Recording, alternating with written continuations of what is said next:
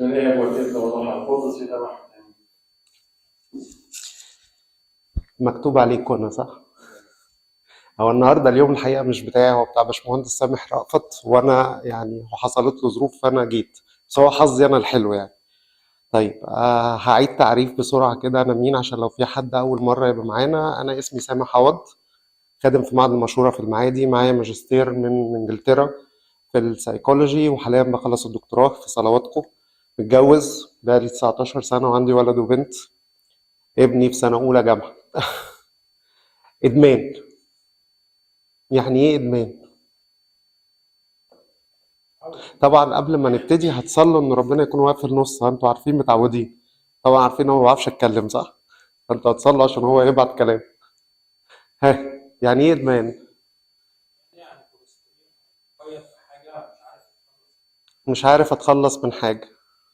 ماشي، حد عنده تعريف تاني؟ حاجة أنا متعود عليها. ممكن الإدمان يكون حاجة مش معروفة إنها إدمان، يعني حاجة مش زي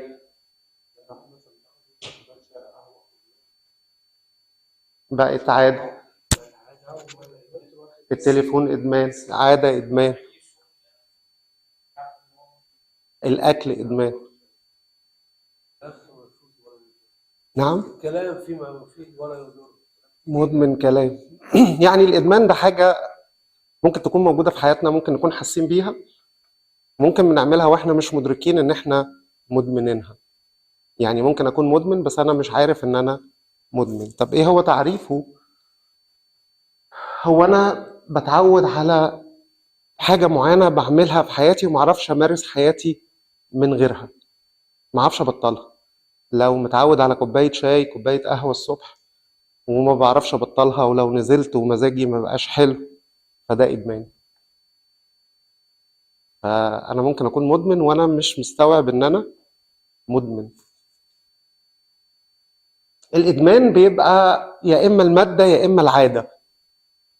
يعني أنا ما أقدرش أقول إنه كوباية القهوة الصبح دي مادة مع إن فيها كافيين، وأنا في العادة بدمن الكافيين. بس المادة دي اللي هي ممكن تكون مواد مخدرة، ممكن تكون كحوليات، ممكن تكون حاجة بتتشرب باستمرار زي السيجارة، زي دي اسمها مادة. إنما العادة إن أنا متعود إن أنا أعمل شيء وأدمنته. فممكن أدمن عمل، ممكن أدمن عمل، ممكن أدمن خدمة، ممكن أدمن خدمة، ممكن دي اسمها عادات. طب إيه الفرق ما بين الاثنين؟ تعالوا بس الأول نشوف المواد اللي هي المخدرات، الكحوليات، التدخين، الكمبيوتر والإنترنت. أحيانا أقول أنا بضر نفسي ما بضرش حد فما عنديش مشكلة. يعني زي مدمن الجنس يقول أنا أو مدمن الإباحية يقول أنا بتفرج على حاجة لوحدي ومحدش، ما بأذيش حد معايا، وبعدين أنا كبير بما فيه الكفاية إن أنا أخد قرار إن أنا أنا بعمل إيه. لا، عند المراهقين قوي في ادمان العاده السريه لما نيجي نكلمهم بعد ما العالم بقى يكلمهم انه العاده دي بقت عادي ومش غلط ومش خطيه، وهات لي ايام الكتاب المقدس واحده بتقول انها خطيه واضحه وصريحه، فالعالم بيشجعهم عليها، فانا ما باذيش حد. فممكن يكون تاثير الماده المخدره الانترنت، انا قاعد على موبايلي، ايه المشكله؟ اذيتك في ايه؟ ضايقتك في حاجة؟ هل أنا أثرت عليك؟ يعني مش كل المواد المخدرة بتبقى مؤذية للي حواليا، زي المخدرات مثلا. يعني لو بشرب مخدرات ممكن أذي اللي حواليا، ممكن أسرق وممكن أقتل وممكن أعمل حاجات كتير تخليني مش أحسن حاجة في العلاقات مع الناس اللي حواليا. لكن في حاجات تانية تيجي تسأل المدمن فيها يقولك أنا ما بأذيش حد والضرر بتاعي ضرر قليل قوي عليها. إيه بقى العادات؟ واحد مدمن بورصة، ده إدمان؟ ادمان. بيخسروا. قمار. واحد مدمن شغل، واحد مدمن جنس، واحد مدمن اكل، واحد مدمن اباحيه، واحد مدمن كماليه. عارفين ان الكماليه دي ادمان ومؤذيه جدا للشخص ومؤذيه جدا للاشخاص اللي في حياته بشكل قوي وبشكل عنيف، وهو ما بيدركش مدى يعني الحاجات دي. هو بيفتكر ان هو اللي بيعملها ومفيش مشاكل على اللي حواليه. هي الحقيقة كلها بتأثر على اللي حوالينا. مين اللي حوالينا؟ أول ناس في حياتنا ولادنا وبيوتنا، وبعدين تيجي بعد كده في الدرجات بقية الحاجات. كمالية يعني شخص الباحث عن الكمال، يعني اللي عايز كل حاجة بيرفكت، يعني اللي ما يستحملش انه النتيجة تبقى 99%. يعني دي لازم تتعمل كده. عايز كل حاجة مثالية، أصلا مفيش حاجة كده. يعني أصلا مفيش حاجة اسمها كده. يعني هو أكتر حد هيتعب الحقيقة، واللي حواليه هيعانوا جدا، لأنه هم مش هيعرفوا يطلعوا له النتيجة 100%. هل أنا أصلا بطلع كل حاجة في حياتي 100%؟ مستحيل. مفيش. الكمال لربنا بس. حتى الأشخاص اللي ربنا قال لهم إن أنتوا عندكم الكمال كانوا أشخاص نادرة جدا. نلاقي يوحنا المعمدان، نلاقي الأنبا بشوي، بس بتلاقي ما تتقالش على حد تاني. نلاقي التلاميذ نفسهم ما كانش عندهم مثالية. يعني ال 12 مفيش واحد فيهم كان عنده مثالية. بولس أكتر الرسل خدمة، وأكتر الرسل تعب، وأكتر الرسل وأكتر من الشخصيات الباحثة عن الكمال يجي كده يقول لعل أنا كمان ممكن ملحقش خلاص نفسي، يعني أخلص آخرين وأنا ملحقش الخلاص. فهنتكلم على كل حاجة بالتفصيل. يعني مش أنا طبعا في إدمانات كتير، فأنا اخترت كام إدمان ممكن يكونوا مؤثرين في حياتنا ما نكونش إحنا واخدين بالنا منهم.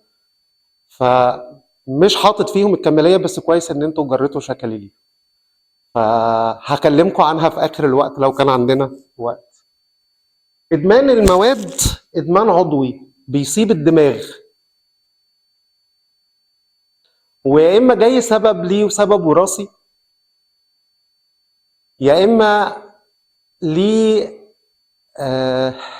سبب جاي من الصغر زي إيذاءات، طفل اتضرب، طفل اتعرض لإيذاء معنوي، طفل اتعرض لإيذاء جنسي. فلما يطلع استعداده عنده بنسميها البيئة أو الشخص الجاهز أو المستعد إنه يدمن. فالإدمان المواد العضوية بيعمل دامج، بيعمل خلل في الدماغ بتاعنا. الإدمان مرض غير قابل للعلاج قولا واحدا. المدمن، احنا دايما نقول المدمن ده شخص خاطي. المدمن شخص مريض ما بيتعالجش بس بيتعافى. عارفين الفرق؟ عارفين انه محدش يقدر يعالج مدمن. عارفين مين الوحيد اللي يقدر يخلي مدمن يتعافى؟ مدمن متعافي زيه قبله. هو يقنع نفسه كمان. المدمن عادة ما بيصدقش انه مدمن، لانه لو صدق هيتعالج. لانه الادمان لطيف على فكرة، وخصوصا ادمان المواد المخدرة لطيف، وحالة من السعادة غير طبيعية، وحالة من النشوة غير طبيعية، وحالة بتخلي المدمن يروح كده في حتة هو مش عايز يروح منها. هو بيهرب من كل الألم وكل المشاكل اللي موجودة، فهو مفيش حاجة تخليه يبطل. عشان كده دايما نقول إن المدمن المتعافي بيدور على إدمان بديل، بس ما بيكونش بنفس أذى الإدمان. ولكن الإدمان في الأساس مرض. فلما نيجي نقول هو مرض ولا خطية، لا، هو مرض. صاحبه محتاج يتعالج. أول خطوات العلاج إيه؟ إنه يعترف إنه مدمن. ليه المدمن بيروح المصحة ويرجع يدمن تاني بعد شهر ولا شهرين؟ لأنه ببساطة هو شخص مريض ولسه ما اعترفش إنه مدمن. أول خطوة في خطوات التعافي إنه يبتدي يعرف إنه مدمن، وبعدين بيمشي بقى ببرامج للعلاج، منها برنامج اسمه برنامج ال 12 خطوة بتاع علاج المدمنين. والبرنامج ده في الآخر بيخليه مدمن متعافي. والمدمن المتعافي ده ممكن تلاقيه بطل مخدرات، بس تلاقيه مسك في السجاير. حاجة اسمها الإدمان إيه؟ البديل، اقل ضررا واقل خطوره واقل تاثيرا على اللي حواليه، بس هو بقى افضل في الحته دي، ولكن هو اسمه متعافي ما اسموش خف. ادمان العادات مرض نفسي، التعلق بشيء مرض نفسي. فاحنا عندنا في ادمان العادات ادمان علاقات. انا ممكن اكون مدمن ان انا اخش في علاقات. هو العلاقات فيها ادمان؟ فيها ادمان. يعني ايه؟ يعني انا شخص اعتمادي وباخد قوتي وباخد المتانة النفسية بتاعتي من علاقات انا معتمد عليها. طب العلاقات دول ممكن تكون اشخاص في حياتي انا مش واخد بالي ان انا اصلا مدمنهم، مراتي، ولادي، اخواتي، ممكن. فهو اساسا العادة مرتبطة بالمرض النفسي، والمادة مرتبطة بخلل في تركيب الدماغ. طيب، في عندنا حاجة كده في علم النفس بنسميها ايه؟ شجرة الإدمان. أي إدمان في التاريخ ليه جذور، أي شجرة ليها تحت ايه؟ جذور. فتعالوا كده نبص مع بعض. عندنا حاجة اسمها تربة ايه؟ الإدمان. المدمن ده جاي منين؟ واحد ممكن يكون عنده مشاكل عاطفية. يعني ايه مشاكل عاطفية؟ يعني أذوه صغير، ما تحبش، ما تحضنش، ما تقلوش كلمة حلوة، ما تطبطبش عليه، ما كان بيتم شتمته، كان بيتم التنمر عليه. احيانا نهزر مع اولادنا واحنا فاهمين انه الهزار ده عادي، بس هي بتطلع تبقى حاجه راسخه جوه الطفل انه كذا. يعني عارفين كده الصناعيه اللي يجي يجيب ولد صغير يشغله يقول له بليه، هي بتطلع جواه ان هو ايه؟ قليل، هو بلي. تيجي تلاقي بقى محلات مسميها ايه؟ بليا مش عارف لايه، ومش عارف، تلاقوا اسامي كده غريبه. هو بيفتخر بالاسم اللي هو مش بتاعه، اللي هم كانوا بيقولوه له وهو صغير، واللي هو اكتسب منه قيمته. فده اسمه ايذاء عاطفي. في جزء تاني اسمه ايذاء جنسي. عاده الاولاد اللي مأذيين عاطفيا ومأذيين بدنيا بيتأذوا جنسيا وما بيقولوش. ليه؟ لانهم بيخافوا. فطفل اتأذى جنسيا. طيب الأذى الجنسي ده جاي من مين؟ 90% من أقارب من الدرجة الأولى. المفاجأة إنه ممكن يكون من أب، ممكن يكون من جد، ممكن يكون من أم، ممكن يكون من ابن عم أو خال. فالطفل بيشوف نفسه إنه اتأذى، وإنه لو راح اشتكى لبابا أو ماما، بابا وماما مش هيصدقوه. ليه؟ هو أصلا محطوط عليه في الحاجات التانية. عادة الطفل اللي بيوصل لمرحلة التحرش وما بيعرفش يتكلم بيبقى مأذي بدنيا ومأذي عاطفيا. فدي حاجة، دي كلها تربة إدمان. الإيذاء الروحي، تشويه صورة الله عند الإنسان. عارفين ربنا بتشوه ازاي؟ انتوا عارفين احنا بنعرف ربنا ازاي؟ احنا بنعرف ربنا الأول من بابا اللي في البيت. الطفل ما بيعرفش ربنا إلا من خلال شخص ظاهر قدامه، لأنه ربنا لسه مش واضح. هو شخص هو مش شايفه، مش عارف يتعامل معاه. فمين أول ربنا في حياته؟ بابا. طب بابا قاسي؟ ربنا قاسي. بابا بيرجع في وعوده؟ ربنا بيرجع في وعوده. بابا واقف على الغلطة؟ ربنا واقف على الغلطة. طب مين اللي يرد صورة بابا؟ الخادم بتاع الكنيسة. ذكر، احنا هنا بنتكلم على مذكر، ما بنتكلمش على أمهات خالص. مين اللي يرد صورة الله؟ خادم الكنيسة. طب لو خادم الكنيسة بيعمل نفس الممارسات بتاع بابا، تتثبت صورة ربنا عند مين؟ عند الطفل. فعشان كده نلاقي كلنا احنا عندنا صور مختلفة عن الله، وأغلبيتها صور مشوهة. احنا بنشوف ربنا بمقاييسنا. فهو أمين وعادل وبيغفر، بس احنا نحس دايما ان هو واقف لنا بالمرصاد، مش هيعدي، ما بيسامحش، ونفضل شايلين ذنوب وهمية في حياتنا مش حقيقية. عارفين ان احنا قيمتنا عنده غالية لدرجة ان هو نزل واتصلب وفدانا، والصليب لكل الناس، ونقعد نبشر بالكلام. بس من جوانا احيانا نشك في ان احنا لينا قيمه عن صاحب الصليب. ليه؟ احنا عمالين نبص على نفسنا وعلى تشوهاتنا وعلى خطايانا وعلى القلق اللي جوانا، وعمالين نعمل ايه؟ نقيس بمقاييسنا الله. فالاذى الروحي تربه من ترب الادمان. طبعا وزي ما قلت لكم الاذى الجسدي. يجي جزء تاني في الادمان اللي هو العوامل الوراثيه. يعني نلاقي مثلا في السجاير، الاب اللي بيشرب سجاير غالبا حد من ولاده هيطلع بيشرب سجاير، وغالبا حد من احفاده هيبقى بيشرب سجاير. فيها عامل وراثي مع الاسف.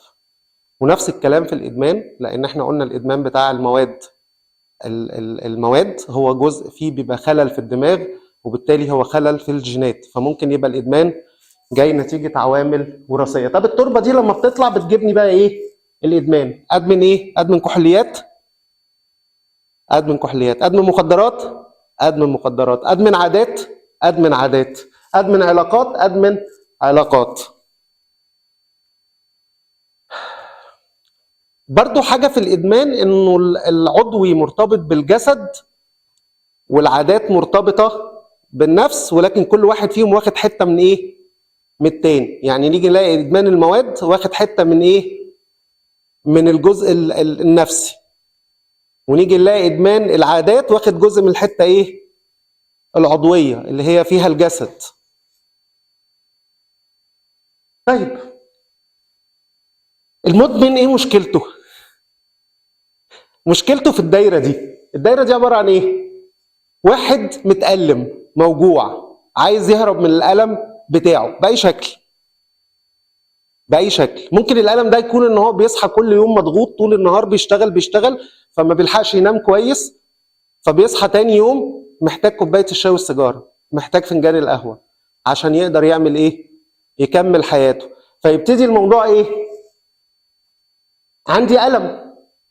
الألم ده مخليني حاسس ان انا مش احسن حاجه، مديني شعور ان انا ناقص، مديني شعور ان انا عندي مشكله، فابتدي ادور على محاوله ان انا اخفف الالم، فادور على طرق اخفف بيها الالم لغايه لما اوصل للماده المخدره او العاده المخدره اللي هدمنها، اللي هتبتدي تعمل معايا ايه؟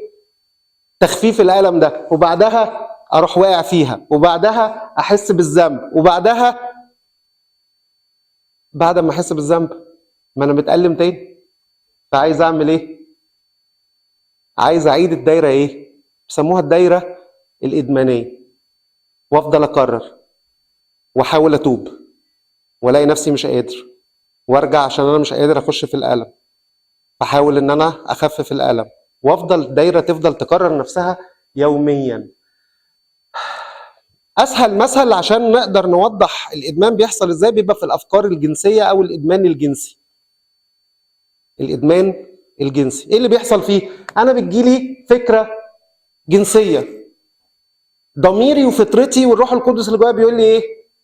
دي مش فكره مظبوطه. فبحاول اعمل ايه؟ احاول اهرب منها. بس وانا بحاول اهرب الفكره ملحه، فعامله فيا ايه؟ مدياني الم. الادمان الجنسي مربوط بالالم يا جماعه. يعني شخص مدمن الجنس او مدمن الاباحيه، الادمان الجنسي مربوط بالالم اللي في حياه الشخص ده.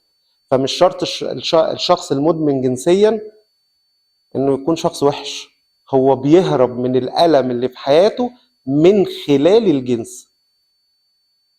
لانه الجنس لما بيحصل بيديله لذة ومتعة مؤقتة بتخفف شعوره القوي بالألم.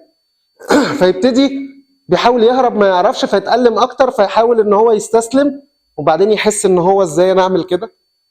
ده انا راجل كبير يعني، ده بتاع العيال الصغيرة الحاجات دي. وبعدين انا راجل وبروح الكنيسة وبروح اتناول وبحضر الصلوات وبحضر التسبيحة، ازاي اقع؟ فيحصل ايه؟ يبتدي يحس بالذنب، وبعدين يقول انا مش هرجع تاني. فلما يقول انا مش هرجع تاني ايه اللي هيحصل؟ ترجع تجيله الفكره، ما هو حاسس بالالم، هيكرر السيناريو تاني.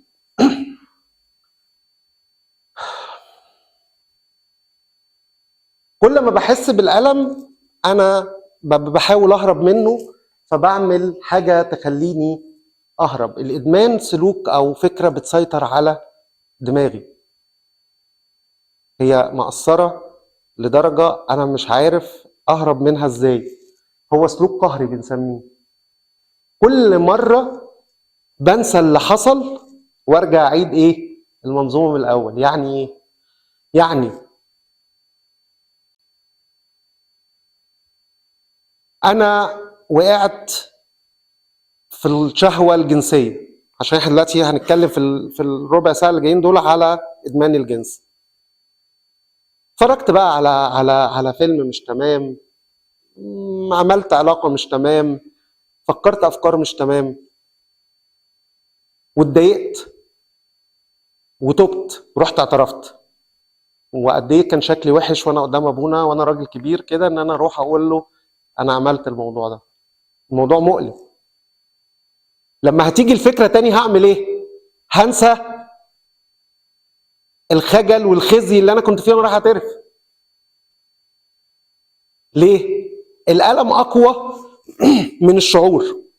يعني الالم اقوى من الشعور اللي حصل بعد المشكله. فانا عايز اخففه، فهخففه ازاي؟ ما عنديش مشاكل بقى، هنسى النتيجه المدمره اللي حصلت لي وارجع ايه؟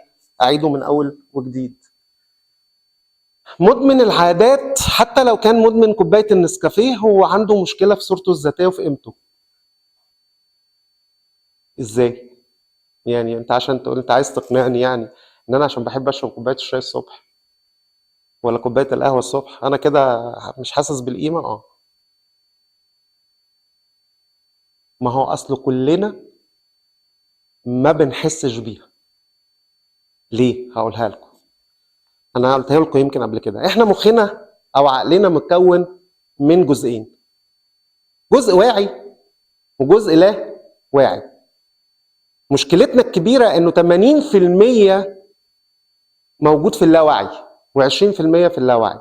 فانا التصرفات اللي انا مدركها موجوده في ال20 ايه؟ في المية. بس في 80% انا بعمل تصرفات وانا مش عارف انا بعملها ليه. يعني مثلا انا اغضب جامد قوي، وبعد ما اغضب هو ايه سبب الغضب؟ يعني لما اهدى مع نفسي كده، هو انا ايه اللي عصبني؟ الموضوع تافه ما يستحملش، يعني مش كانش مستاهل كل الكلام ده. ده جاي منين؟ جاي من اللاوعي. حاجه خبطت، عملت بنسميها تريجر كده، حاجه راحت جايه ملمسها معايا ما استحملتهاش فرحت فاتح النار. ده سلوك هجومي بيجي عند مين؟ عند اللي صورته الذاتيه عن نفسه مشوهه وقليله، اللي لسه النضج عنده مش احسن حاجه. فممكن يكون عندي صغر نفس، وهو ده اللي مخليني مش عارف قيمتي. ما هو انا لو عارف قيمتي هعرف انا غالي على ربنا ازاي، وهعرف قيمتي في المجتمع اللي حواليا ازاي. وحتى لو المجتمع اللي حواليا مش باصص لي صح، انا شايف نفسي كويس، بس المهم اكون شايفها كويس صح. يعني كل ما هدمن عادات، طبعا ادمان المخدرات اوريدي بيجيب اكتئاب وبيجيب انتحار. يعني ادمان المواد بعد وقت بيجيب اكتئاب وبيجيب انتحار، لان المدمن بيوصل في وقت محتاج جرعات زياده عشان الالم ما بيروحش، فممكن ياخد حاجه اسمها اوفر دوز، جرعه زياده. طب العادات دي حاجه عاديه ما فيهاش مشاكل، فايه اللي يحصل؟ فابتدي احس ان انا في حاجه بقت مسيطره عليا ومتحكمه فيا وانا مش عارف اهرب منها، فابقى نفسي ابطل السجاير بس مش عارف ابطلها.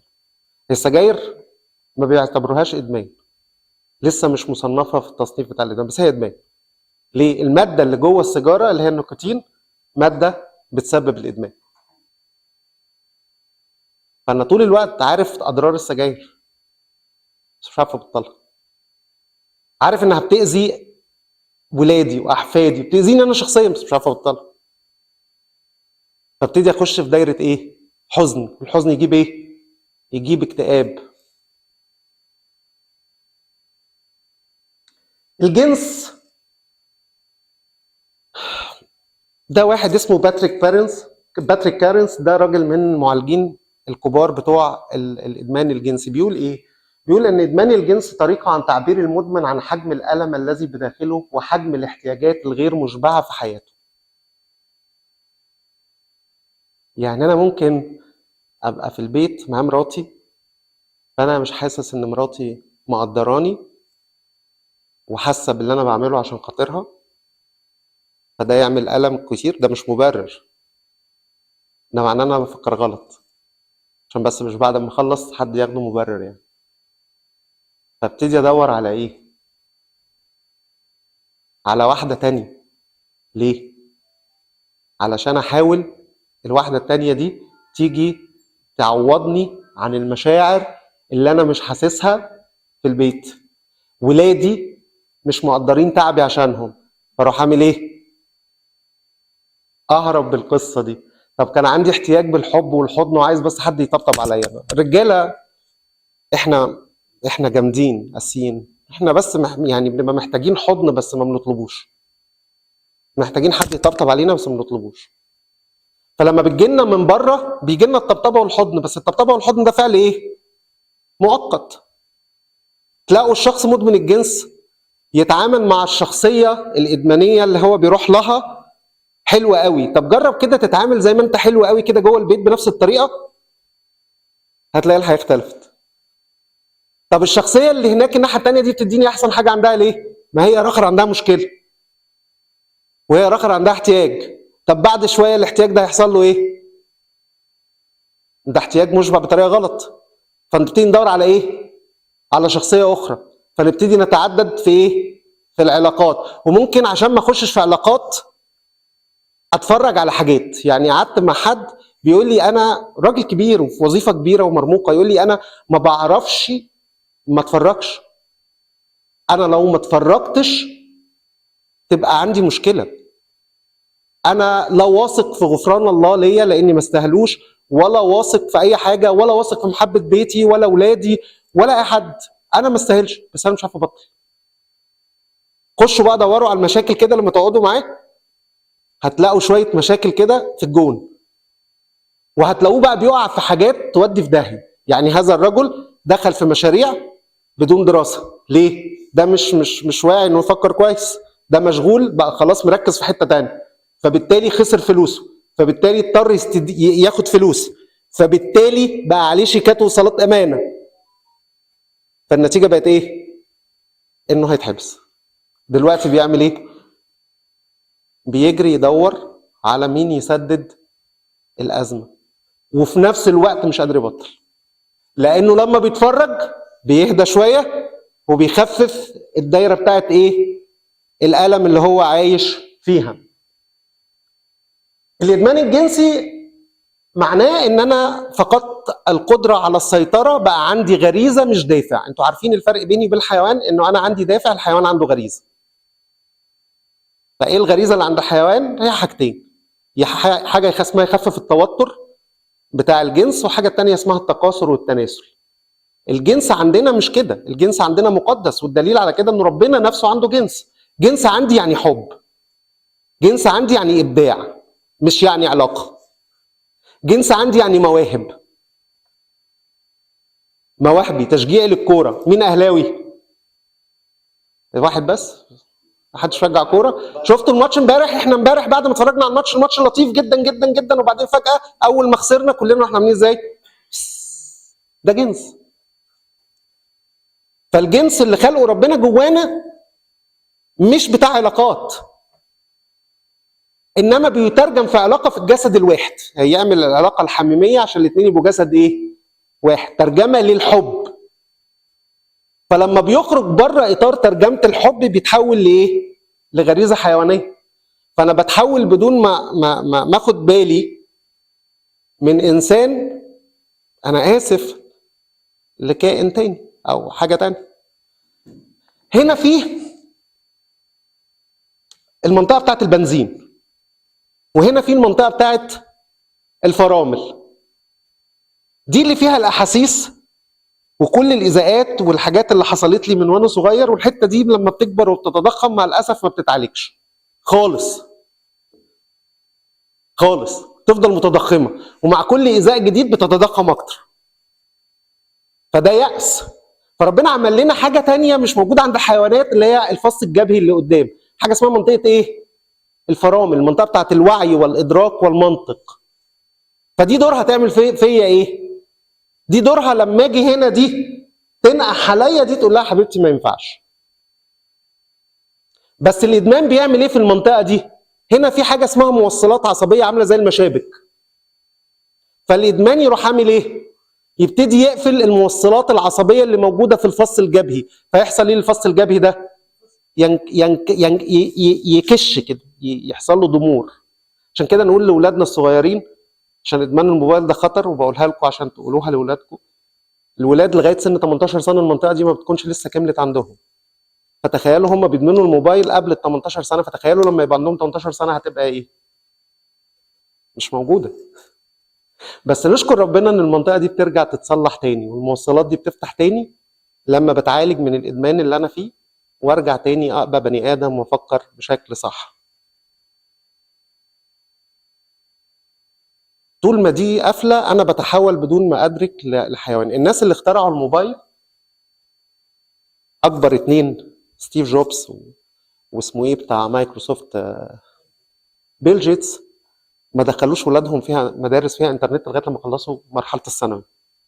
عارفين ليه؟ وهم بيخترعوا الموبايل قالوا ايه؟ سياتي وقت يحكم العالم مجموعه من البلهاء. ما عندهمش عقل.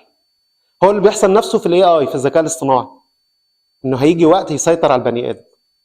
يعني هم بيبقوا عاملين الحاجه وعارفين نتيجتها بعد شويه هيحصل فيها ايه، عارفين تاثيرها على الانسان. حاجه تانية، التعود.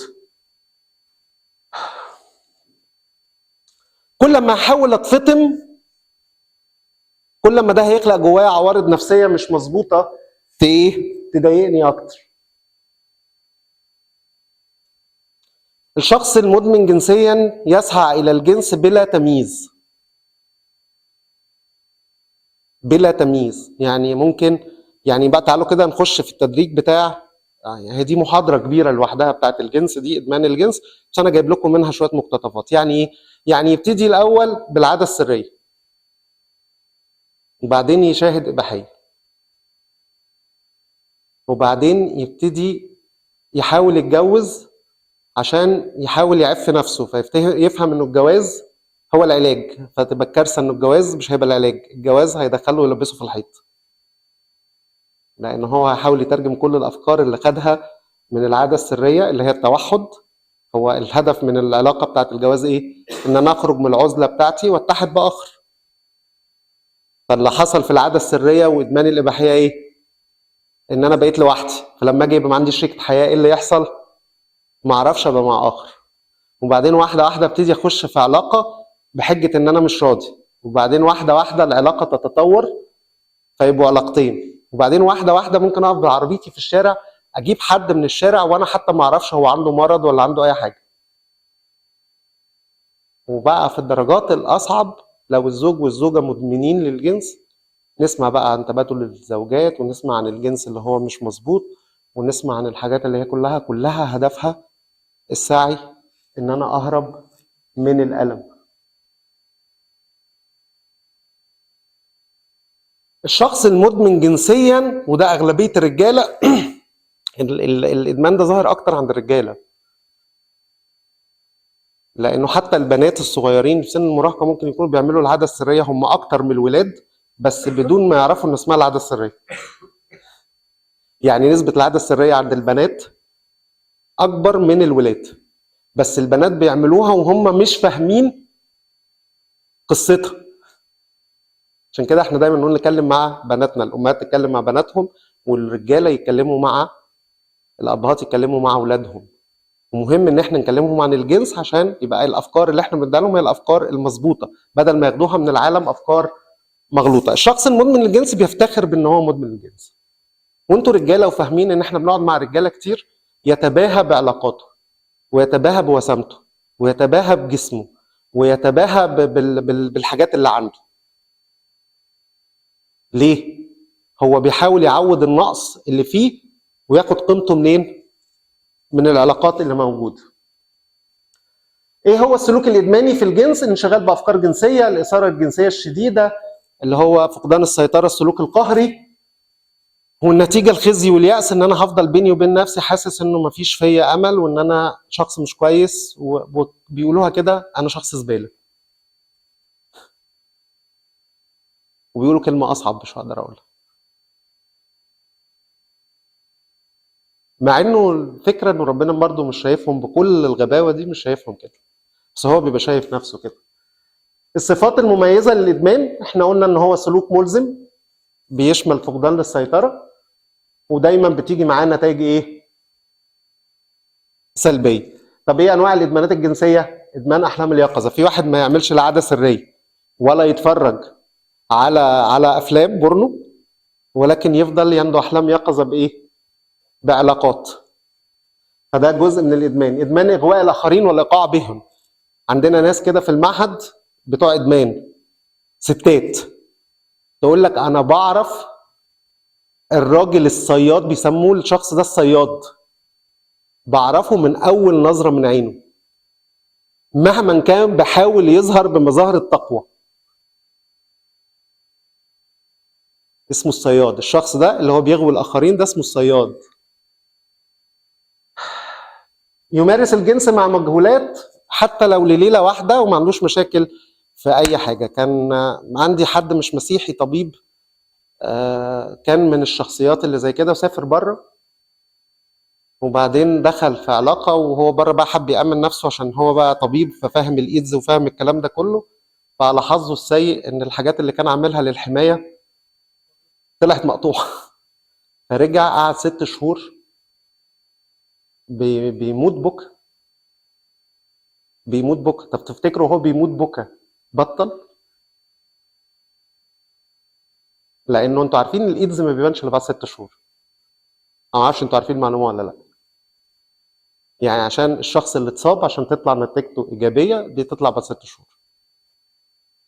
وهو شاكك في نفسه ما عرفش يبطل. ادمان الجنس الالكتروني، نت اباحيه، الجنس التطفلي اللي هو التحرش اللي احنا بنسمع عنهم المتحرشين اللي تخيلوا ان هو بيحس بلذه باللمسه. يعني اي شخص عاقل يقول لك اللمسه دي تعمل ايه؟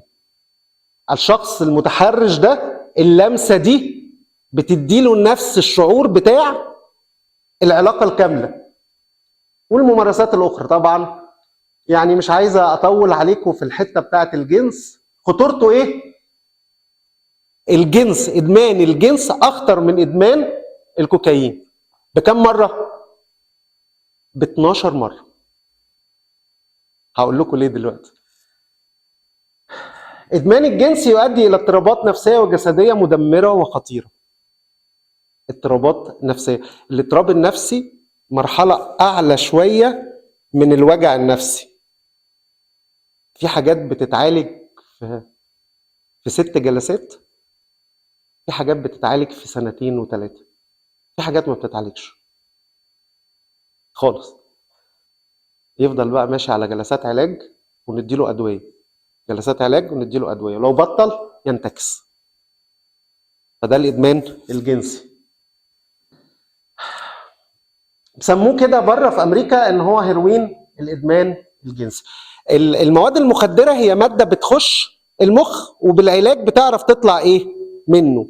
العاده اللي هو ادمان الجنس بيخش صور، فلما باجي اطلعها ما بتطلعش بسهوله لانها اتحفرت فين؟ في الذاكره. فحتى لو اتعالجت بتفضل الصور دي ملحه ايه عليا، وممكن توقعني ايه تاني، لانه هتلوثت. بالمفهوم الروحي فكري تلوث، وبالمفهوم النفسي صور حلت محل صور. يعني لو متعود اخش الكنيسه واشوف المسبح واشوف البخور، الصوره دي هتتشال وتخش مكانها صوره ايه تاني. فممكن ابقى واقف قدام المسبح والصوره الملحه عليا ايه؟ صوره من الصور الجنسيه اللي موجوده في دماغي، لانه خلاص هو بدل صوره بايه؟ بصوره. عشان اجي اشيل بقى الصور دي الموضوع صعب جدا، لان انا محتاج المخ ياخد فتره تانية يحط صور مكان ايه؟ الصور. ده شكل المخ الطبيعي اللي هو الناحيه دي، ده بيبقى منظره عامل كده. مدمن الجنس والبورنو منظر المخ بتاعه كده. احنا نتخيل انه ايه اللي هيحصل لمخنا؟ ولا حاجه، بس احنا مخنا بيتغير شكله، بيحصل فيه نتوءات، بتحصل فيه دربكه كبيره جدا. على فكره ده في اغلبيه الادمانات بيحصل كده، مع انه الفص الجبهي طبعا بيتضرر ضرر شديد جدا وبيخليني مش تمام. ايه الاسباب النفسيه للادمان الجنسي؟ بعوض احتياج باحتياج، بس المشكله ان الاحتياج ده مش احتياج صح، فعمره ما بيتعوض. يعني انا محتاج للحب فبروح ادور على الحب في علاقه تانية، فده ما بيتسددش لانه بيفضل دايما ضميري وجعني، بفضل دايما حاسس ان انا عامل حاجه بره الطبيعه. محاوله لاثبات الرجوله والتفاخر، الهروب من المشكلات العائليه ومشكلات الشغل. فاتفرجوا عن نفسكم يا رجاله، احكوا، بلاش تحس ان انت جامد قوي.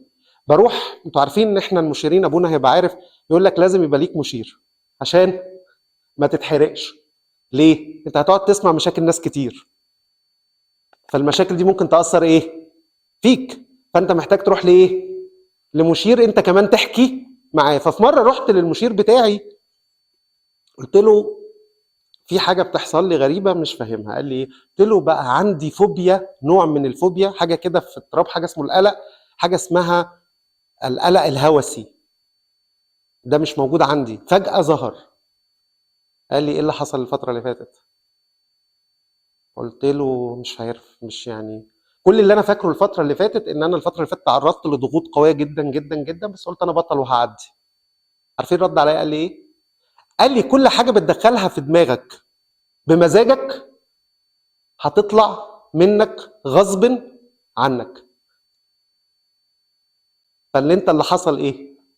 انا مش هضحك عليك، انا كنت ببقى انا بتحرك في الشارع كتير، راكب العربيه في يوم، وبعدين فجاه الشارع بقى زحمه، وفجاه جالي حاجه اسمها بانيك اتاك عشان الشارع زحمه وانا مش عارف افتح، مش هعرف افتح باب العربيه. شعور غريب اول مره يحصل، مش عارف اخد نفسي طبعا عشان انا متدرب، فقعدت اعمل تدريبات نفس واعمل حاجات غيري مش هيحصل له. احيانا البانيك اتاك دي ممكن توصل للوفاه.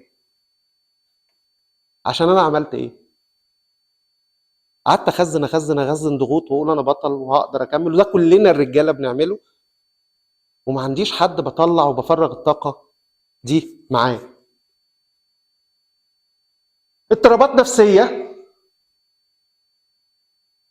وبيبقى طبعا بسبب الايذاء الجنسي في الصغر. اسباب الاجتماعيه، التربيه المتزمته. عشان كده بقول لكم ارجوكم ابوس ايديكم، لو عندكم عيال لسه يعني حاكمين السيطره عليهم، ابوس ايديكم. لا العنف بيجيب نتائج، ولا الاهانه والمقارنات بتجيب نتائج، ولا قله القيمه بتجيب نتائج. كل ده بيطلع العيال دي مرضى نفسيين، واحنا فاكرين ان احنا كده بنربي بنطلع رجاله. انتوا ما بتطلعوش رجاله، انتوا بتطلعوا رجاله مشوهه. فارجوك لو انت عنيف في البيت وشديد، عايز تكسب ابنك صاحبه، خليه يبقى راجل، خليه يقع ويتعلم يقف عشان يكتسب حاجه اسمها المتانه النفسيه. الاسر المضطربه وغياب القدوه الحسنه. طفل شايف طول الوقت بابا وماما بيتخانقوا، او شايف طول الوقت السلطه ماشيه في البيت بتتارجح، يعني الاب مره يفرض عضلاته، الام مره تفرض عضلاتها، والعمليه رايحه، ويسمع كلام كتير، احنا لولا العيال انا كنت سبت لك البيت ومشيت، وهي تقول له لولا العيال كنت سبت لك البيت ومشيت. فالطفل ده يطلع عنده ايه؟ يطلع عنده ازمه كده ان هو السبب في الازمه اللي هم موجودين فيها. لو هو ما كانش موجود ما كانوش اتخانقوا. الطفل ده غالبا هيطلع مدمن. دي البيئه بتاعت الادمان، او دي جذور الادمان، او دي تربه الادمان. الموبايلات، انا ما بقولكوش امنعوا الولاد موبايلات مش هتعرفوا، بس جروا شكلهم. يعني مفيش مانع ان انا امسك الموبايل واقول لابني، انا اكيد هو ابني فاهم ان انا ما بتعاملش مع الموبايل زي، اقول له يا اخي جات لي حاجه كده امبارح غريبه، صوره عماله تجيلي صور مش حلوه، مش عارف اعمل فيها ايه، ابطل الحاجات دي ازاي؟ يعني ابطل انها تجيلي ازاي؟ هتلاقوهم مثقفين ومتعلمين في حته تانية خالص بعيد عنكم. وانا بساله السؤال ده ممكن اقول له هو انت بتجيلك حاجات زي كده؟ طب بتشوفها ازاي؟ بتعمل فيها ايه؟ طب ايه رايك فيها؟ طب انت شايفها صح ولا غلط؟ وابتدي اخش معاه في حوار صداقه، لان هم مش هيخشوا معاكوا، لانه اكيد انتوا ما بتتكلموش او اغلبيتكم ما بيتكلمش مع اولاده، فلما هتيجي تخشوا معاهم اول مره مش هتبقى الطف حاجه. الاعراض المرضيه: هوس جنسي وشهوه جنسيه جامحه، علاقات جنسيه خارج الجواز، ادمان مواقع نت، ممارسه جنس، هرب من المشكلات. انا بجري في الحتت دي لان انا يعني عايز اخش في الادمان اللي بعده. في ناس تلاقوهم بيتلذذوا بحاجه من اتنين في الجنس بقى، ده تطور او اضطراب من الاضطرابات: يا اما يبقى سادي ما بيستمتعش بالجنس الا في اذى، يا اما يبقى مزوخي يتهزق ويتهان ويتشتم عشان يستمتع بالجنس. والسادي رايح جاي، يعني في واحد سادي يضرب ويتضرب، في واحد سادي يضرب بس هو مش هيبتدي يخش في النشوه الا لما يعمل كده، والعكس واحد يحب يتهزق قوي، يحب يتهزق قوي عشان يكمل الموضوع. العواقب: اهمال الزوجه، الاضطرابات النفسيه، التردد على الاماكن التي تبيح الجنس، اشباع الذات بانانيه مفرطه، بيؤذي نفسه ويؤذي الاخرين. المدمن على الجنس لا يطلب العلاج الا لما بينزل للقاع، يا اما يتصاب بمرض جنسي، يا اما خلاص تتفضح وتبقى سمعته زي الزفت، يا اما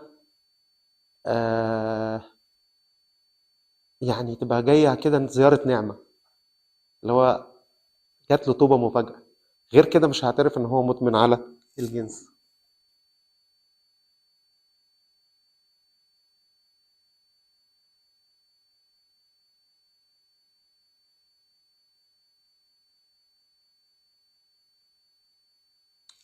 الادمان التاني ادمان ما بنتوقعوش خالص، اسمه ادمان الاكل. احنا عندنا كام عقل؟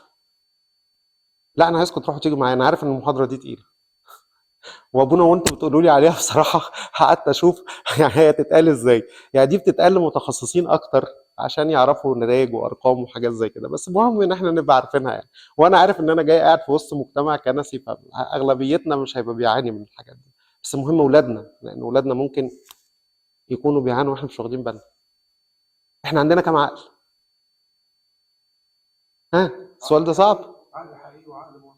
لا العقل الحقيقي والباطن دول في واحد، ده عقل واحد، بس احنا عندنا عقلين. عقل موجود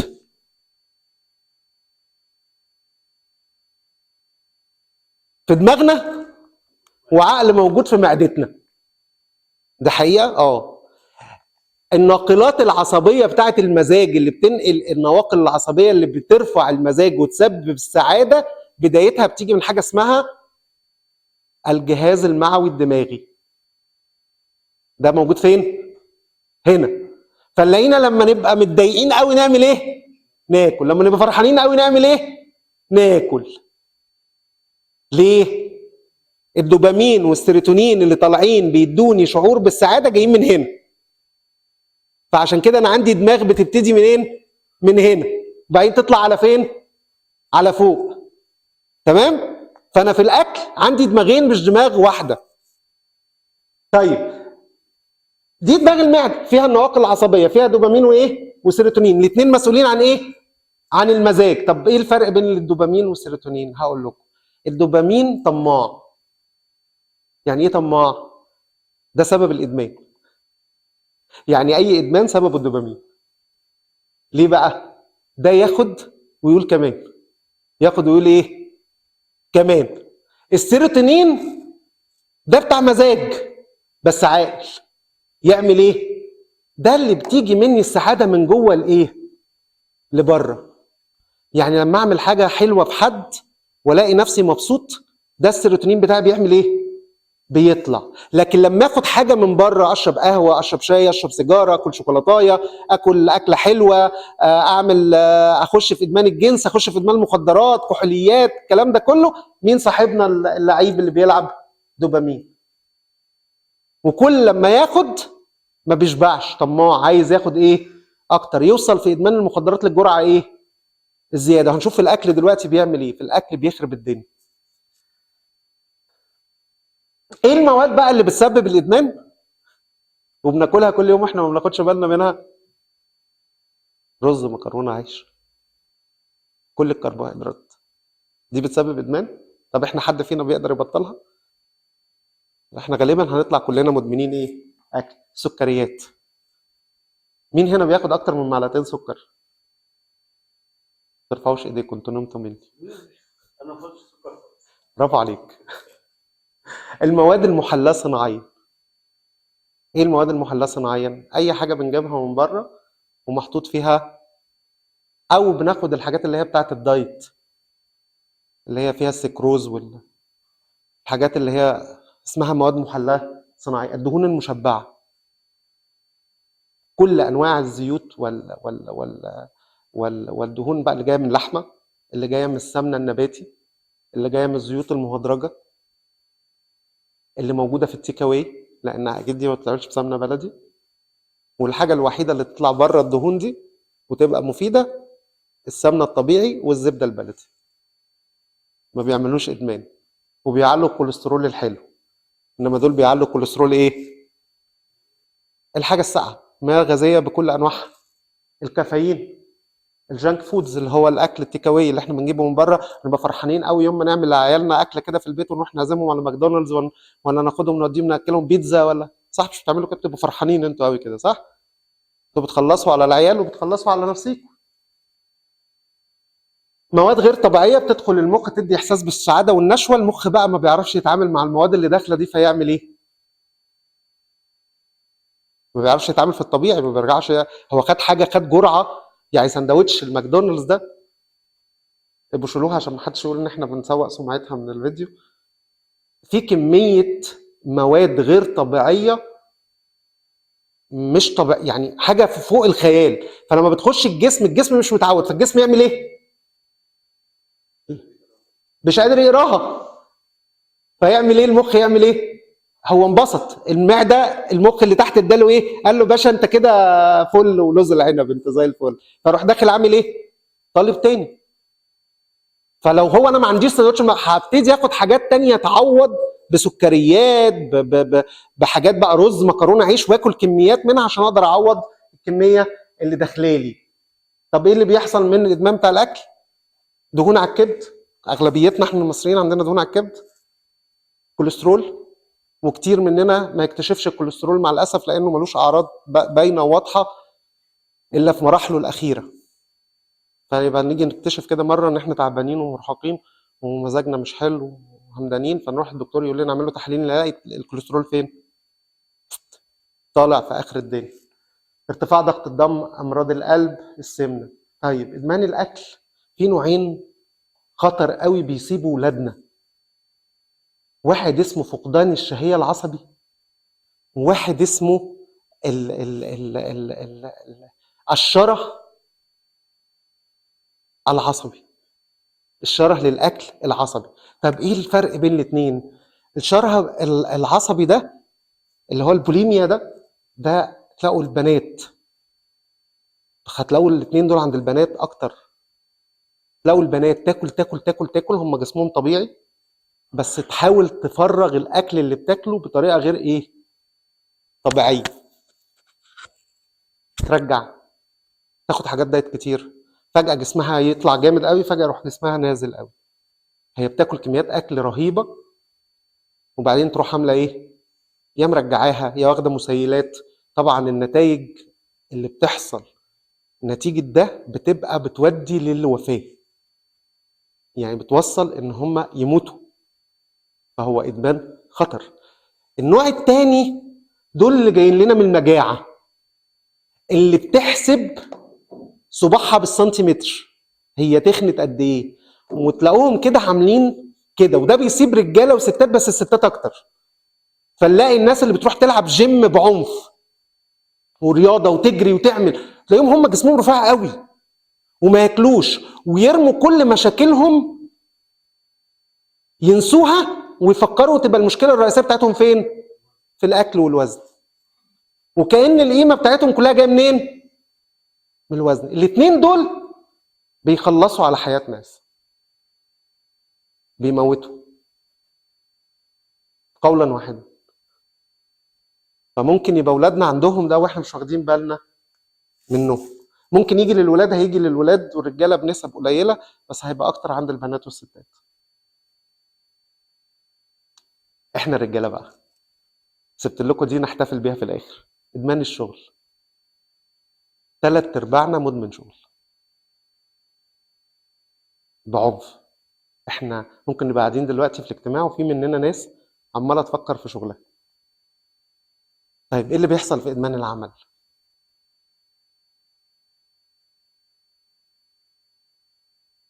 قريتوها؟ بيؤدي الى ايه؟ الموت. نعم. يعني انا بناجح ومهتم بشغلي وانت تقول لي ان ده هيموتك؟ اه. نلاقي ناس بتقع من طولها كده ما نعرفش هي وقعت ليه، ما كانش عندهم اي حاجه، ماتوا.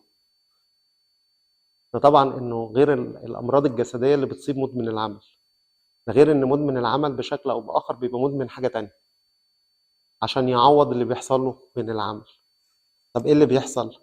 سماته ايه؟ هو مش انسان حر، هو في قوه قهريه داخليه مش معروفه هي اللي بتحركه. احنا ما نعرفش مدمن العمل ده. كان عندي مديري، نشكر ربنا ان ربنا شفاه يعني. الراجل ده كان يجي يقول لي ايه، انا هاخد اجازه. انت متاكد؟ تعرفين كنت بقول له انت متاكد ليه؟ تاني يوم الصبح يوم الاجازه، خلاص واخد اجازه اسبوع، فاحنا مستعدين بقى. انا الاسيستنت اللي تحتيه على طول، انا النائب بتاعه، فانا ببتدي اعمل استعداداتي ان انا هبتدي اشيل الشغل الفتره دي. عدت الساعه 10، الساعه 11، الساعه 12 الاقيه داخل لي. خير يا باشا، في ايه؟ ما عرفتش اقعد في البيت. انت واخد اجازه، وبعدين احنا مسحولين، وبعدين انا بقى كنت مستنيك تاخد الاجازه عشان اخد اجازه وراك. فانت كده ضيعت لي اجازتي انا شخصيا. وما عرفش يقعد. يجي مثلا انا بشتغل في شركه اجنبيه، فاحنا ممكن ناخد، بيبقى عندنا شغل بره مع العالم كله، فممكن ناخد المكالمات والميتنجز بتاعتنا اونلاين وناخدها في البيت، يعني مش لازم نبقى قاعدين في مكاتبنا. فعندنا في البوليسي مثلا يومين نشتغلهم من البيت من ساعه الكوفيد. فيجي ايام يقول لي انا عندي من الساعه 7، احنا بنتعامل مع بره التوقيت بيبقى مختلف، يقول لي انا عندي ميتنج الساعه 7 الصبح. اقول له طب ايه اللي هينزلك تيجي المكتب الساعه 7؟ اصلا الشركه بتبقى صحراء، ما تاخده من البيت. يعني اصحى في البيت على سريرك، اقفل الكاميرا بتاعتك وخد الميتنج بتاعك وخلصه. يقول لي ما اعرفش. طب خده في العربيه وانت جاي، يعني شغل الموبايل وحط السماعات في ودنك وخده في ما اعرفش. لما نخلص في يوم شغل بدري يقعدنا كلنا معاه لغايه الساعه 7 او 8 بالليل، بنعمل ايه؟ بنحكي في اي حاجه. طب وانت مش هتروح؟ يقول لك اروح اعمل ايه؟ مش هعرف اروح. يروح الشغل بقى، نيجي ناخد في الويك اند الاجازه، تلاقيه يوم الجمعه الساعه 6 الصبح. اغلبيتهم بيكمل، يعني نشكر ربنا ان ده اتعارك. الساعه 6 الصبح يوم الجمعه، احنا طول الاسبوع مسحولين. فانت يوم الجمعه ده بقى ايه؟ حاجه من اتنين، يا اما نازل رايح تحضر القداس بتاعك، يا اما انت خلاص عايز تنام. فتلاقي تليفون جاي لك الساعه 6 الصبح في سؤال ملوش معنى. طب لو الموبايل كان مقفول بالصدفه، يعني مره تليفوني كان مقفول، يعني من نسيت اشحنه او ما تشحن، ما كانش متوصل كويس وحصل الكارثه، اتصل بالتيم كله عشان مش عارف يوصل لي يوم الجمعه الصبح. مره دارت بينا خناقه كبيره جدا جدا عشان كنت مع بنتي مسافر في كامب من الكامبات بتاعه المعهد، وكان من شروط الكامب ان انا يعني كنا بنعمل حاجه في المعهد بنتدرب عليها، فانا رايح من الناس اللي هتتدرب. فمن ضمن الحاجات ان احنا نركن موبايلاتنا على جنب، اسمه حاجه اسمها العالم يحتاج الى اب، فكنا بنتدرب عليه عشان هنعمله في المعهد عندنا. ازاي وازاي يكلمني وما يعرفش يوصل لي؟ كانت خناقه كبيره والريت بتاعي في السنه دي راح. فانا عايز اقول لكم ان مدمن العمل في قوه بتحركه، هو مش هو ما بيرتاحش، هو بيوصل في وقت ان هو يبقى حاسس انه خلاص تعبان وهو مش بيتحرك. شغله هو قيمته، متجوز وعنده عنده اولاد. بس ما هو بقول لكم بقى هي صعبه كمان ان الواحد فجاه يكتشف انه يعني ان هو مدمن عمل، لانه برضو من ضمن الادمانات اللي ما بتبانش. فتيجي تلاقي قيمته كله في شغله، في نجاحه. لو شغله حصل له اي دروب ايه اللي يحصل؟ يقع. عارفين صاحبنا ده اتعالج ازاي؟ لما كان بيسعى لترقيه معينه وبعدين لقى ان ما فيهاش سكه وانه تعبه جه على الفاضي، فحس ان هو ايه؟ فابتدى ياخد باله. شخص ما عندوش مساحه، يعني حتى لما يجي كان يسافر، وانا بتكلم براحتي عشان انا مش بقول لكم هو مين وبقول لكم هو اسمه ايه ولا دنيته ايه، فانتوا مش عارفينه. لما كان يجي يسافر يقول لي هسافر لوحدي. ايوه، مش هتاخد العيال معاك؟ لا انا محتاج اغير جو. كان لما يطلعوا في الصيف عندهم بيت في الساحل، فيطلع يعمل ايه؟ يحجز الاسبوع بتاع المصيف ويحجز لنفسه شاليه تاني. هو عنده شاليه الخاص بتاعه، يحجز لنفسه شاليه تاني. يقول لي هقعد 3 ايام لوحدي. ايوه دايما عايز افصل. وهو في ال3 ايام بيعمل ايه؟ بيشتغل. ده عمال يخطط للي جاي. شايفين ان احنا بنوصل لفين؟ طبعا مفيش مساحه للترفيه، مفيش مساحه للهوايات، مفيش مساحه للمجتمع اللي هو عايش فيه. ما بيعرفش يوقف. يجي في نهايه الاسبوع لو ما اشتغلش يحس انه عنده اكتئاب. فيعمل حاجه من اتنين: يا تلاقوه عامل في البيت دربكه وعمال يشغلهم كلهم، يا تلاقوه بيخطط لبدايه الاسبوع الجديد هيعمل ايه. هو عرضه لادمانات تانية. هو اما هيبقى مدمن كافيين لو هو شخص يعني مستقيم، او مدمن سجاير، او مدمن كحوليات، او مدمن جنس. مش هيروح للمخدرات قوي لان المخدرات هتعطله، بس هو هيبقى معاه ادمان تاني. او مدمن اكل، هياكل بكميات شرهه جدا عشان يعوض الالم اللي بيجي. بيعاني من مشاكل نفسيه وجسديه وفقر روحي شديد. هذا الشخص على المستوى الجسدي هو عنده ضغط، غالبا هيبقى عنده القلب، وغالبا هيبقى كوليسترول عالي، وغالبا هيبقى عنده بقى الناحيه النفسيه، هيبقى عنده ستريس ملوش حل، دايما في ضغوط ودايما متوتر. وعلى الناحيه الروحيه هتبقى علاقته بربنا مرتبطه بقيمه العمل. فلو حصل اي دروب في الشغل يبقى ايه؟ رابط في مين؟ في ربنا على طول. عائله مدمن العمل عائله مضطربه جدا.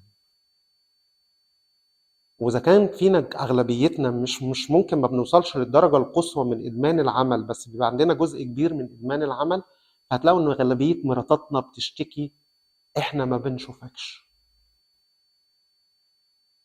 ما عندناش علاقات مع اولادنا. وانا بتكلم واحنا ممكن يبقى اغلبيتنا مش واخدين الدرجه القصوى. احنا عندنا الادمان 8 مراحل، بنيجي من 1 ل4 او 8 نقط. من 1 ل4 نقول ايه؟ ده ادمان خفيف. ومن 5 ل8 نقول ده ادمان ايه؟ شديد. تمام؟ فاحنا ممكن نكون عندنا الادمان الخفيف اللي هو رايح وايه؟ وجاي.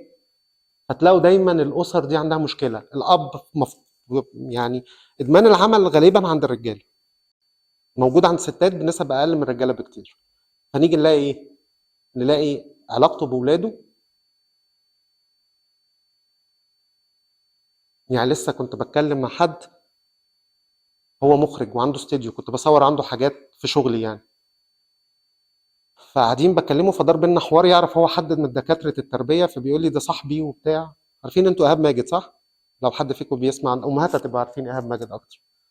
الراجل ده بيتكلم عن التربيه وراجل متخصص في التربيه وبيطلع على القنوات المسيحيه وبيتكلم كتير. فبيقول لي انا صاحبه، هو عنده ولد واحد. فبقول له طب ايه علاقتك بيه؟ قال لي ولا اعرفه. هو ماجد ايهاب بيفضل يقول لي حاجات ويفضل ينصحني بحاجات، وانا بقول له انت اللي انت بتقوله ده بلح. طب ايه مش يعني انت ايه الرابط اللي بينك وبين ابنك؟ حاجه واحده، انه يطلع ياخد مكاني. ابنه مش عايز يخش كليه، يعني مش عايز يخش اعلام ولا يخش حاجه عشان ما يطلعش زي ابوه. فالولد رافض رفض تام. هو شايف ان هو عمال يعمل فلوس كتير. طب انت ما بتحاولش تعمل علاقه مع صاحبه؟ انا اصلا ما انا بفتكر اسمه بالعافيه. بيقول هو بيضحك.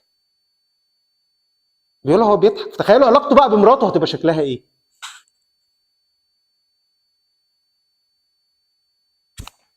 اذا كان ده الضنا اللي احنا كل اب فينا بيبقى بيموت نفسه عشان خاطر ابنه، عشان ابنه يطلع احسن منه. تخيل علاقته بشريكة حياته بشكلها ايه. فهو دايما في عائله مضطربه. ايه بقى الميراث اللي هيحصل لمدمني العمل، لاولاد مدمني العمل؟ اول حاجه هنبص لهم ان هم لازم يبقوا امتداد لينا.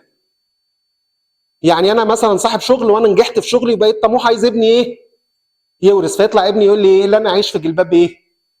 ابي. يطلع ابني يتمرد عليا او يطلع خاضع وخانع، فاللي انا عملته كله هو يبوظه. الحاجه الثانيه انه مش مسموح ليهم بالفشل. قعدت مع ولد من حوالي شهرين، ولد اسم الصليب عليه، اسم الصليب عليه، حاجه ما حصلتش. دكتور صيدلي، الولد ناجح بشكل رهيب، الولد بيعيط بيقول لي نفسي افشل، مش قادر احس بالشعور ده.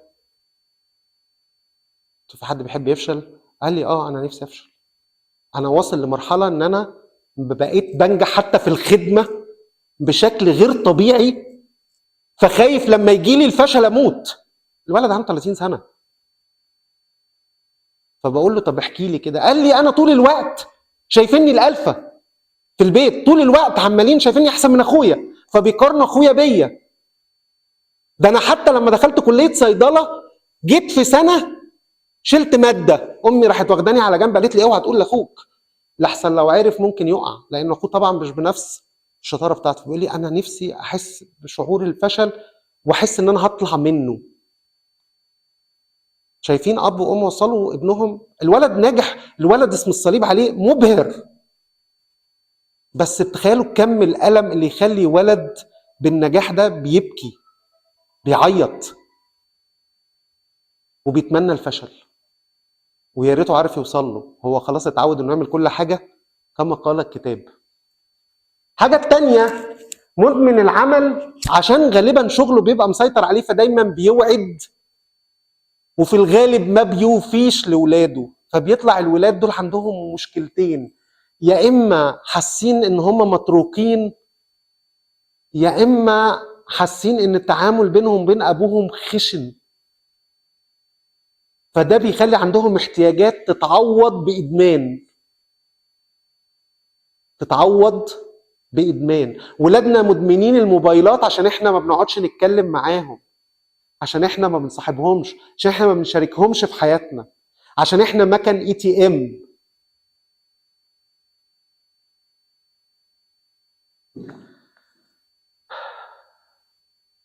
هم اشخاص مطلوب منهم انهم ينجحوا، فلما بينجحوا ده العادي. احنا نهينهم لما يفشلوا، لكن لما ينجحوا ده العادي. النتيجه هتبقى ايه؟ هنطلع عندنا ابناء كماليين، وده اخر ادمان انا هختم بيه في 5 دقايق. هيطلع عندنا ولاد مدمنين عمل، وقلنا مدمن العمل هيبقى معاه ادمان تاني، لازم يبقى معاه ادمان تاني. وهيطلعوا عندهم نقد للذات بتاعتهم وللاخرين، مش هيشوفوا حد كويس، فده هيأذي اللي حواليهم، وهم نفسهم مش هيشوفوا نفسهم احسن حاجه. دايما هيبقى عندهم توتر وضغط، والتوتر والضغط هيدخلهم في احد الاضطرابات 3 الاتيه: اضطراب قلق، وده ابو الاضطرابات. ابو الاضطرابات بيجي معاه ايه بقى؟ اولاده ايه اللي ماشيين في سكته؟ وسواس، اكتئاب، والاكتئاب ممكن يوصل لاكتئاب جسيم، والاكتئاب الجسيم يعمل انتحار، ويخشوا في علاقات فاشله ويقعدوا فيها عشان حاجه تعمل لهم ايه؟ الميزان. اخر حاجه ادمان الكماليه، وجايه من بعد ادمان العمل على طول، واحنا اتكلمنا فيها في بدايه المحاضره فانا مش هطول عليكم.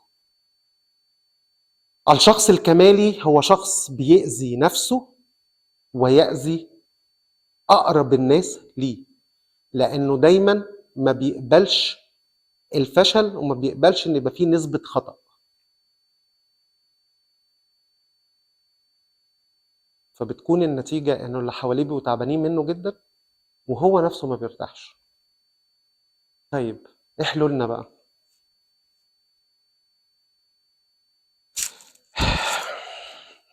تعالوا كده اقروا معايا الآية دي: ولا تشاكلوا هذا الدهر بل تغيروا عن شكلكم بتجديد أذهانكم لتختبروا ما هي إرادة الله الصالحة المرضية الكاملة. الحياة بتتعاش مرة واحدة، وانت وشطارتك. يا تستمتع. انا قربت يا ابونا خلاص اخلص. انا هم ناموا مني اصلا.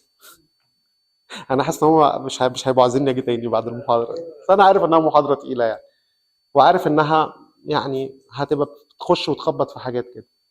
العالم خلانا نعيش شبهه، فبنجري على الفلوس عشان لازم نبقى مأمنين مستقبل عيالنا. المشكله ان كلها اهداف كويسه، بنجيب لهم احسن الحاجات عشان ما يبقوش اقل من غيرهم، فبنعرضهم للادمان بدون ما نستوعب، وبالتالي احنا بنتعرض لضغوط ونتعرض لحاجات من غير ما ناخد بالنا. ارجوكم افتكروا انه الحياه بتتعاش مره واحده، وبخار بيظهر قليلا ثم يضمحل. هنعيشها سواء كنا مبسوطين، وهنعيشها سواء كنا مضغوطين ومتضايقين. فانهي الافضل؟ ان استمتع بنفسي وبعيالي، ولا يجي عليا وقت اقول ان انا عيالي كبروا وما شفتهمش، ما لحقتش استمتع بيهم، اشحتهم. ده الجزء التاني انهي الاحسن؟ ان اعلم ولادي يبقوا رجاله، بس انا عندي مشكله في الرجوله انه في عاده. انا عارف انه هنا مفيش حد مدمن مخدرات، بس عارف انه ممكن يبقى فيه هنا ناس مدمنين عمل، وعارف ان هنا في ناس ممكن يكونوا مدمنين كماليه، وعارف ان هنا في ناس ممكن يكونوا مدمنين اكل. فانا بعلم ولادي الرجوله وانا في عاده مسيطره عليا، انا مش قادر ابقى راجل معاها، انا مش قادر ابقى اقف قصادها، هي مسيطره عليا، وبحاول اديها كل المبررات، وطالب من عيالي ان هم يطلعوا احسن عيال. طب ازاي؟ العالم بيفرض علينا حياه، ونهايتها بيقول كده: لعل ابن الانسان ياتي ويجد الايمان. ولادنا بقوا علاقتهم بربنا ميح، برغم ان احنا ممكن نكون بنحضر كنايس وممكن نكون مدمنين دين. عارفين مدمن الدين ده اللي هو ايه؟ اللي هو بيهرب من الله بالله، يعني يعمل حاجات كتير قوي لربنا، بس هو ما بيقعدش مع ربنا خالص خالص. بيهرب من ربنا ان هو يروح يعمل حاجات كتير قوي، يعمل خير كتير قوي، بس هو ملوش علاقه بربنا خالص. مفيش قاعده مع ربنا ده، مفيش قاعده مع الراجل اللي بيعمل له خير ده خالص. فارجوكم ما تخلوش العالم يضحك علينا، لانه احنا اجلا ام عاجلا ماشيين. فخلينا نسيب اثر طيب ليهم، وخلينا احنا كمان ننبسط. الله يريد ان نكون سعداء.